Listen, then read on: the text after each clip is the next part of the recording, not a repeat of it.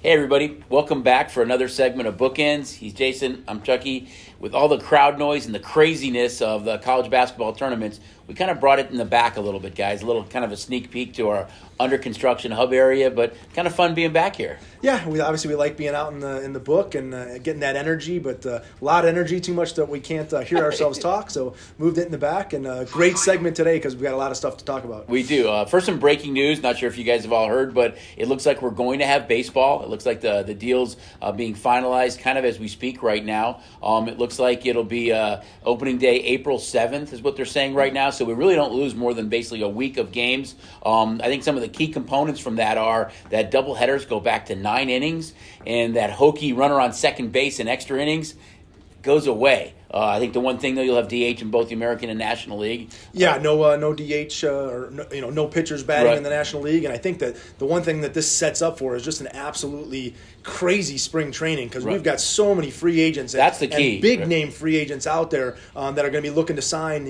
Probably as early as today, we're going to see guys signing. Well, guys like Freddie Freeman and Carlos Correa, Trevor Story, Chris Bryant. The Dodgers closer Jansen's out there. Just a lot of names. Nick Castellanos. A lot of names out there that are going to make a big difference on the teams that they end up going to. And I think with that said, looking at the future book odds, that you're going to see a lot of movement between now and opening day with all these guys out there. They said actually once the deal's finalized today that free agency could open up tonight. So you're going to see a lot of movement with that, which is kind of cool, I think. Yeah, when the guys have already been talking about it, we've been talking about getting up the over-under season wins and a lot of the props on hits and runs and home runs and a lot of stuff that we've been sitting on waiting for this day to come. Everything we can put on the board. So look in the next couple of days, obviously a lot of college basketball on the boards, but we're going to be busy getting up this baseball stuff. Yep, so we talked about baseball a little bit. We're going to talk about pro football right now, and the landscape has really changed. I mean, the musical chairs at quarterback. First it was, we thought Aaron Rodgers was going to leave. He ends up staying for the biggest contract in pro football history, so no movement there. But then the stunner, about an hour later, you have Russell Wilson that's traded.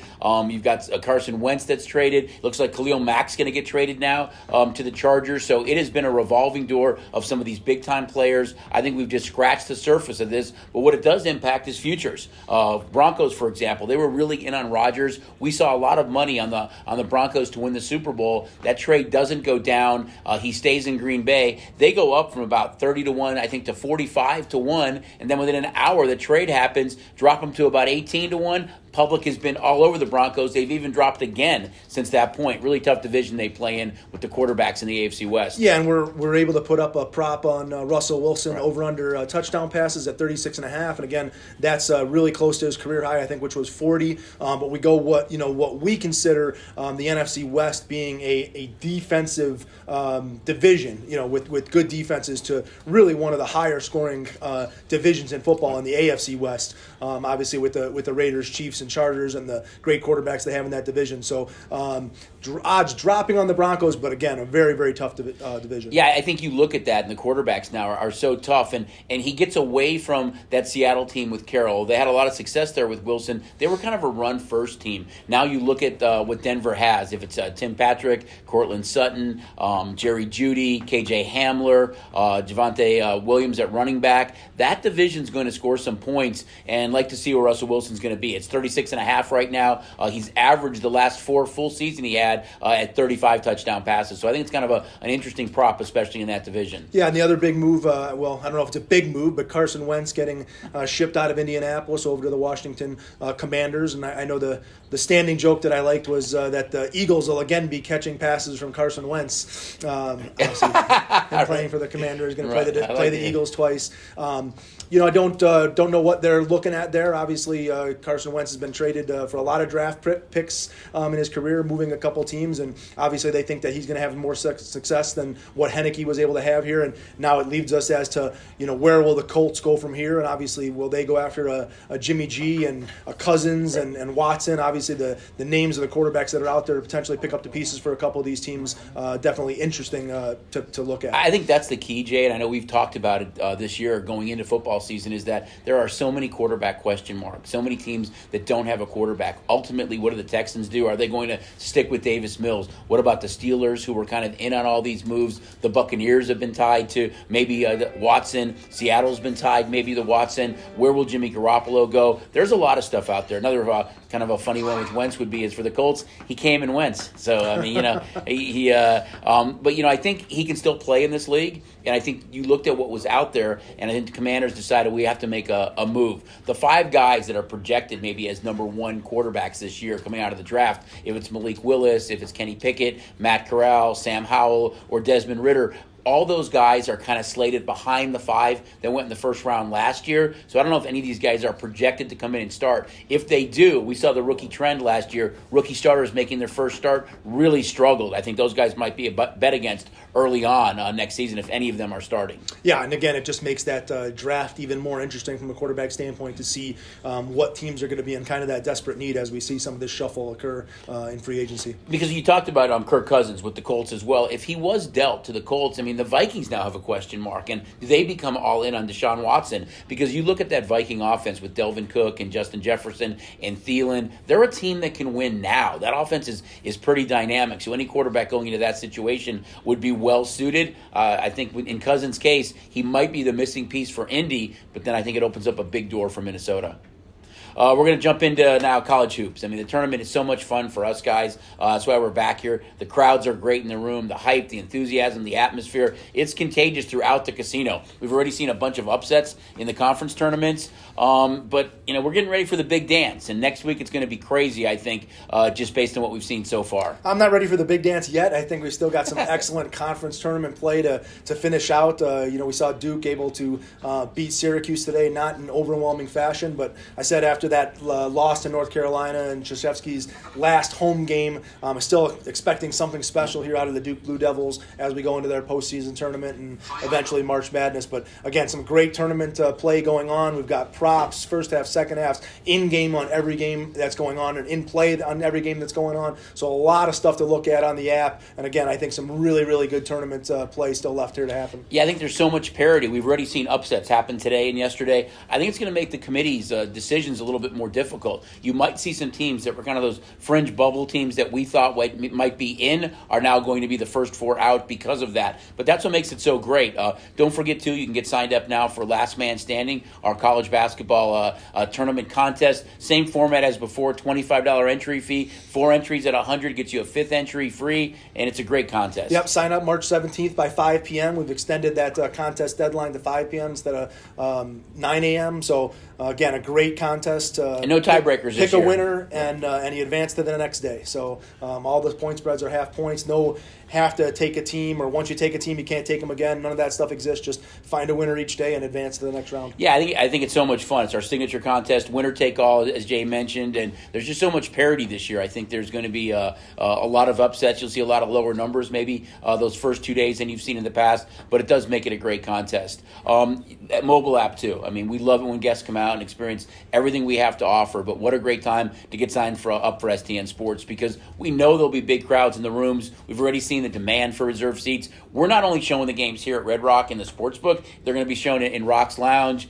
in the Lucky Bar, even the bowling center. Anywhere you can find a TV or a monitor, we're going to be showing the tournament this year. But what a great time to get signed up for STN Sports. We still have up to that $500 bonus going on as well. Yeah, and it's a long week. I mean, between the Tuesday playing games, the Wednesday playing games, and then Thursday, Friday, Saturday, or Sunday. So for those of you that have to be at work during that week, no better time to have that STN Sports app so that you've got the sportsbook in the palm of your hands and you're not missing any of the action. Yeah, as we've seen with these conference tournaments, games start early in the day. They don't end till late at night. So a great opportunity to grab that. I'm just kind of curious this year, who's going to be that Cinderella story? Who's it going to be? I mean, there's a lot of teams that we've seen heavy action on the future book. If it's Duke, UCLA, Arizona, North Carolina, all teams that have been heavily bet. I think teams like Tennessee, maybe Illinois, if St. Bonnie's gets in, I think there's some value with some of those teams, especially for me in Tennessee's case. Yeah, I think that those edge cases, those teams that are going to be in those 11, 12 seeds, obviously we see those teams win each and every year, but I think that there's still even more potential for those teams to not only win a game but find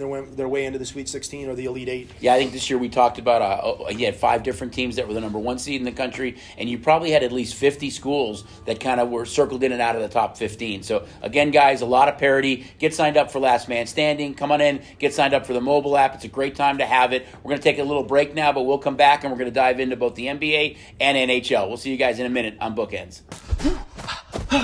You gotta stay in shape. People are betting on me. 102, 103, and 105. Oh, I didn't see you there. It's me, Stephen Money. Oh, the other guy, the lion. Well, I'm fast as a zebra. Wait, shit. I've got a huge wagering menu and tons of betting options. So sign up today and get started with me, the local favorite. Hey everybody, we're back for another segment of Bookends. Jason, Chucky, we're going to dive into the NBA now. We're in the second half of the season. We saw some trades go down that affected some things. We know how good the Sixers have looked with Embiid and Harden. Lakers look like they're not very good right now, might not make the postseason, but a lot's been impacted about players who are out. We saw that with Chris Paul. We saw that with Booker. That's kind of been a big push right now in the second half of the season. Yeah, obviously we go back to that Eastern Conference and talk about how we've had the Nets, the favorite to win the Eastern Conference, right, despite the fact that they're sitting in that 8-9. I think they've moved themselves up to the 7 hole. But with Kevin Durant out for so long, it's a dynamic player like that really makes a big difference. And we're going to kind of see where the East kind of shapes up with the fact that we're going to see tonight. Tonight's actually a marquee matchup with the Nets and Sixers facing off against each other. But again, the way the Heat have been playing, the Bulls, and obviously the Milwaukee Bucks. But the East seems to be wide open. But again, it's still the Nets sitting at the top with obviously the player like Durant. I think they both are a little bit. I know we talk about in the Western Conference how good the Suns and Warriors are, and we kind of expect those teams to be playing for the Western Conference title. But the Grizzlies, the Jazz, the Nuggets, I think there's a lot of Clippers starting to play better. I think there's a lot of parity in both leagues right now, which really kind of opens the door for some of these teams that are kind of middle of the road. Just kind of get in and see if you can get hot and make some noise. Yeah, and you bringing up the Clippers is probably the key to that with George and Leonard both out. Again, if they somehow find a way to get both of those guys back, that puts them right at the top of that Western Conference conversation. And obviously a healthy Warriors team and a healthy Phoenix team with Paul back, and obviously Booker was fighting the COVID protocols for a couple games there. But when those teams are at full strength, they clearly are a separation above the rest in the Western Conference. I think it's just tough for anybody to beat one of those two teams in a 7-game series. I think Memphis and Denver and Utah can be really competitive and play well, but can they do that? There's been some, rumblings too of both George and Leonard practicing a little bit. I know it looked like they wouldn't be back. There's a chance that they might right now, but I totally agree with you. When you look at their future book odds right now, there is tremendous value there. Just in the event those guys do come back, I think it's going to be fun in the NBA. Yeah, postseason. and they're still fighting their way up into that playoff position. You've got two teams again in the Nuggets and Mavericks that have been playing really good ball of late. It seems like Timberwolves too. Yeah, right? they're you get those couple stumbles and run into some tough teams. We've seen the Knicks, who've been really kind of down on their luck and not very good, have a great for us on the road great of late, West Coast Conference string here and play some good basketball. But again, when these teams come to play, they are dangerous, and that Western Conference is just loaded with teams that when they have a good night, especially a good night shooting from 3-point land, they can run some teams out of the gym. Absolutely. Look at the NHL now too. I mean, a lot of it's about the Knights, who sit third right now in the Pacific Division. They trail the Flames by 7 points. Flames have 2 games in hand. There's a couple teams below the Knights that are playing well. They just haven't been healthy. They're on a 5-game road swing where they lost the first game. They'll be playing Buffalo now with Eichel going back to Buffalo. There's a lot of teams bunched up right now. I think the Knights have to go on a little bit of a streak. I don't think they can really weather a 1-4 or 0-5 road trip. Yeah, no team can weather that type of trip. And we've been talking about the Knights week after week after week. It's just about health and getting their guys back and getting Stone and Martinez and Pacioretty and getting these guys all on the ice together. But a lot of the conversation of late has been the goaltending, right, or the lack thereof from a Robin Leonard standpoint. And he's out again against Buffalo. So they've got to find a way to fix something on the back end. I doubt that there's any type of trade in sight to fix anything on the back end there. They're going to live with these guys going into the playoffs. Isn't there a certain number 29 that plays in the Midwest that could be available? He's available. I'm sure if for any other team in the NHL that would like to look to pick him up, I don't see the Knights making that move, although that might be one of the things that would be really helpful for them in that stretch run. I just don't think they pull that trigger. I don't think they pull that trigger either. I don't think Chicago would trade him back to Vegas. I think it will be interesting, though, because they've got guys like Stone and Pacioretty and Martinez, and some of these guys have been on long-term IR, that there is kind of a loophole. We've seen it last year with Tampa did it it with Kucherov. The Blackhawks did it several years ago with Patrick Kane. When these guys are on long-term IR and they finish the season that way, you can go over the salary cap. So on the surface, it looks like the Knights have no cap money, but technically they do. If these guys don't play again in the regular season, Stone and Martinez, it would open up probably between 10 to 14 million that they could go out at the deadline, which is March 21st, and maybe get a piece or two to really help that team. I just think they have to play well, keep themselves in that playoff hunt, not find yourself all the way back in the 7 or 8 hole where you're going to end up playing the Avalanche or the Flames. But obviously there's a separation in the Western Conference with the Avalanche being on top and everybody else you could probably put in another group. And so find a way to get to the playoffs. And then obviously we've very familiar from a Knights standpoint with this Avalanche team, which they've seen multiple years in the playoffs, and just haven't been able to get over that hump. But again, I think they just have to fight and scratch and claw their way somewhere to stay in that 3, 4, 5, 6 hole in the playoffs. We were able to beat the Avalanche last year, but then turn around and lost to Montreal. So I think the trade deadline is going to be really interesting, though, because you talk about the Avs, and we know how good they are with McKinnon and Makar and how dominating that team is.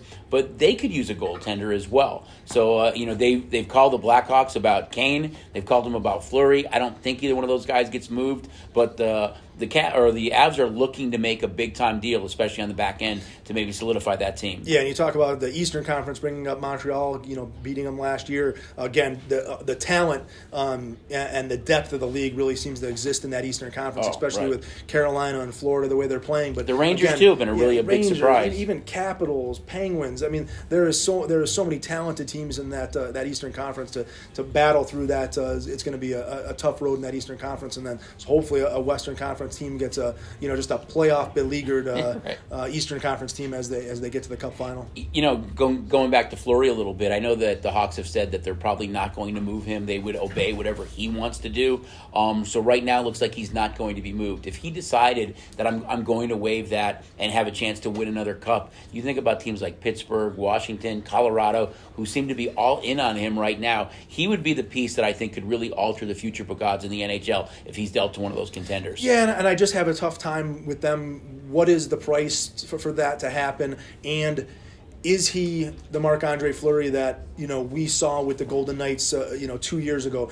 This Blackhawk defense really doesn't do him too many favors on a given night. Right, yeah. So he does give up a lot of shots. They give up a lot of shots. They give up a lot of odd man rushes. But when you watch him play, there's a lot of goals being scored. Right. It's not like he's making these incredible, outstanding saves each and every given night. So tough to make a move for a guy in the twilight of his career when you really don't know what you're getting at this point. I think it's a little bit tough because, as you mentioned, the Hawks just haven't been good on the back end. They've been out of the playoffs now for an extended period of time right now. It's just hard to get up every night with that. I think a trade to a contender, even a Patrick Kane, a trade to a contender, does that kind of gets the guys' juices back flowing again and they're ready to go. But that's what makes it interesting. The NHL Trade Down is coming up the 21st of this month. Pro football free agency starts the 15th. We talked about a bunch of trades that have already went down. It's been a busy offseason. I think we've only scratched the surface so far, but I think the next week to 10 days are really going to be exciting in both the NHL and NFL. And Major League Baseball. Right, I'm